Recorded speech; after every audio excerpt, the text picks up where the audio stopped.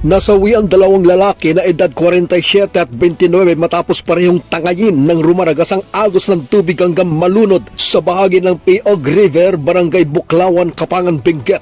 Kinilala ng Kapangan PNP ang magpinsang mga biktima na sina Tamar Clifford Maik at Mijares Dempoy Talibio, parehong residente ng Sitio Imbangol ng Barangay Buklawan. Sa panayam kay Fire Officer 2 Charleston Pasigon ng Kapangan BHP, nagtungo umano ang magpinsan sa nasabing ilog noong Mayo 27 ng taong kasalukuyan para sana mamingwit sa Piog River. Ngunit ayon sa mga kamag-anak at pamilya ng mga biktima, nakaramdam na sila ng kaba dahil inabot na ng halos maghapon ng mga ito sa ilog, ngunit wala pa ni isa sa kanila ang umuwi o bumalik man lang at hindi sila nakikita. Dahil dito ay kanilang ipinarating na sa otoridad ang pangyayari kung saan ay nailunsad ang paghahanap o search, rescue and retrieval operation sa pangunguna ng Bureau of Fire Protection, Kapangan MPS, MDR-RMO at opisyal ng Barangay Buklawan at ilang residente ng naturang barangay. Ayon pa sa ulat, sa kanilang tuloy-tuloy at buong pagsisikap na magalugad ang paligid na naturang ilog, natagpuan ng mga otoridad ang katawan ng mga biktima na palutang-lutang sa magkahiwalay na bahagi ng Piog River,